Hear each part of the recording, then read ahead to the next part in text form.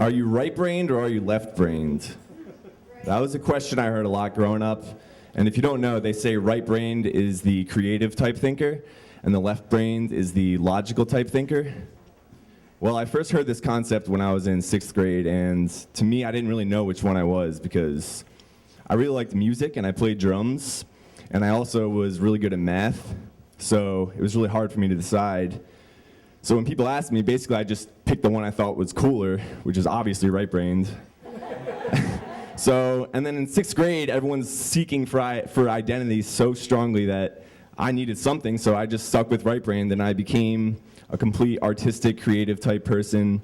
You know, I grew out my hair, I started going to like a music school. All my friends were artistic type people, and I was wearing band shirts every day, and so that was basically my identity up until 11th grade when it finally got tested by literally a test, and that test was a physics test where usually, you know, I just come into my tests completely unprepared, ready to BS them, just like I BS'd my way up to that point. And mind you, I was a really good BSer, so I got up to that point with pretty good grades. Anyway, so I was ready to BS it, and I start this test, but something was different about this test. The test was on Newtonian physics, and it was like force vectors and just equations involving trajectories and forces, and something was different because I started reading the questions and I really started thinking about them, not in the BS type sense, but I was thinking about them as if I was kind of figuring out how to solve them on the spot. And sure enough, I got an A on the test, and this was amazing to me. And it wasn't amazing because I was able to do it. It wasn't about me. It was because science was amazing to me.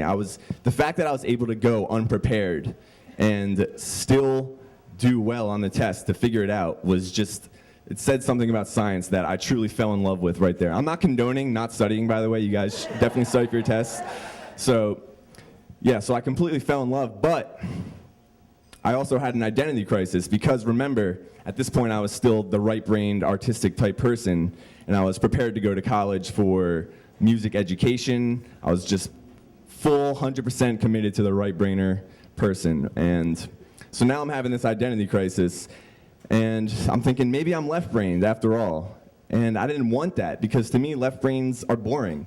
And I didn't want to be a robotic left-brain logical person that is incapable of creativity.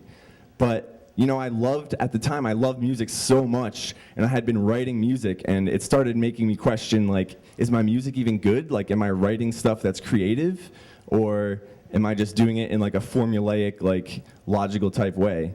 But I didn't let that affect me too much. I kept writing music, and I ended up going to college for physics as a physics major, and I continued to write music strictly out of love and because I really wanted to, and I loved writing music, and I didn't care about the left brain, right brain thing anymore.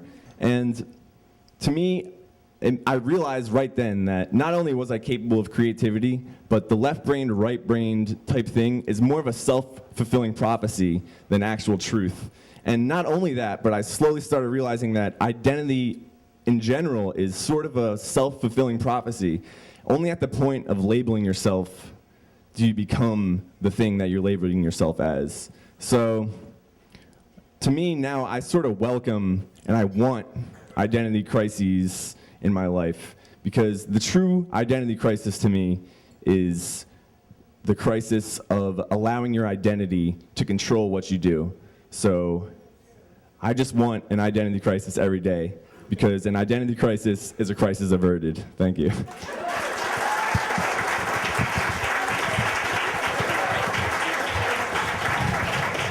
Brandon, everybody.